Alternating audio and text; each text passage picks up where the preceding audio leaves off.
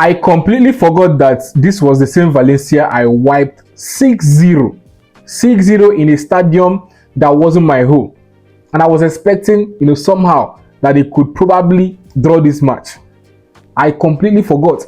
And my problem with Valencia is that they still don't want to accept their fate. They just don't want to accept the fact that they are no longer the Valencia of old. They are not that Valencia that usually makes top 4 or one of the European spots. Like, they are no longer at that level. They have dropped. And it is okay to accept your fate. What will it take from you to pack the ball? Stop this open play football. When you meet teams like Barcelona and Real Madrid, pack the balls. Play like Getafe, Granada, all those teams, Rayo Vallecano, those teams that form low block. Pack the balls. You were playing open play against Madrid.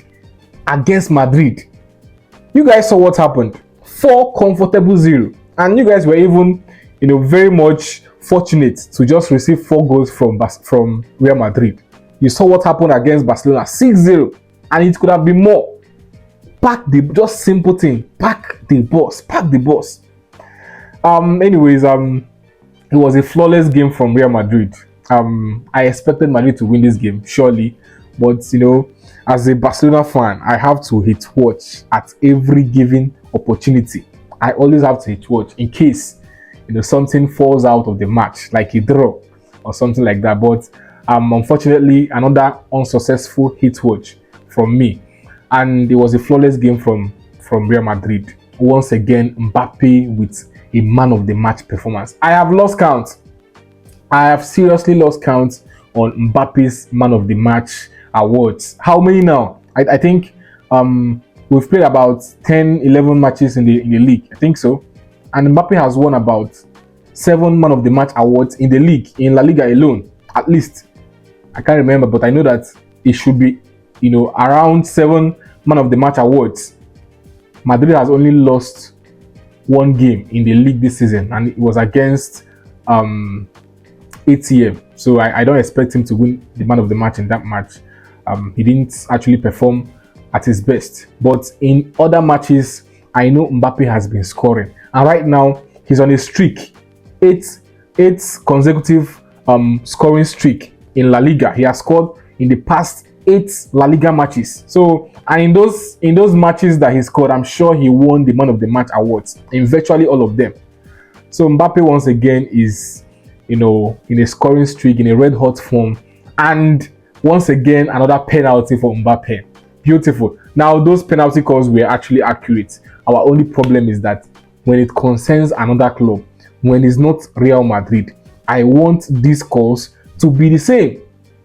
If it's Rayo Vallecano versus Real Betis, these kind of calls should also be the same. Not just when it has to do with Real Madrid. That is our problem. They were very accurate calls. The first was a handball and the second was a foul on Carreras. Beautiful calls, accurate, just on point.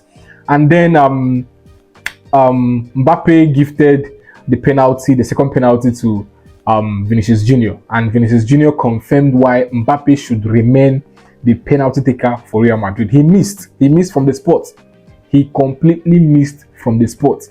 And Mbappe was on the verge of hitting a hat-trick, scoring a hat-trick in this match, and he gifted that penalty only for Vinicius Junior to bottle that chance. Generally, it was a good game. Carreras got a goal, opened his Real Madrid's goal scoring account in this game.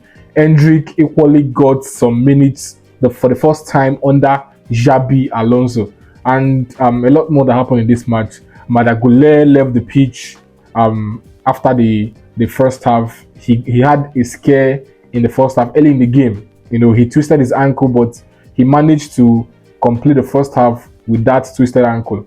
And I think in the second half, he actually felt a little pain, and he was subbed off as a precautionary measure.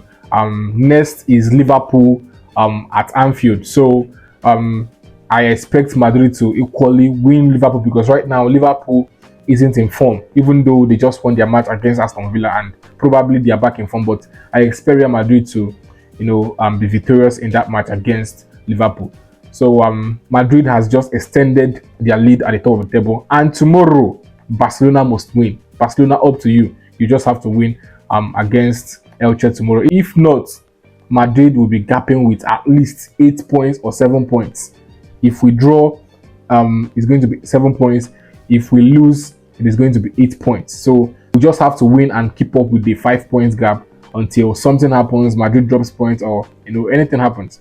This is the league, and surely every team will drop points. At this point, Real Madrid is in red hot form, and in their next 4 fixtures in La Liga, they are going to be playing away from home against Rayo, Elche, Girona, and Bilbao. Hopefully, they drop points and Barcelona capitalizes on those away matches and cut down the gap.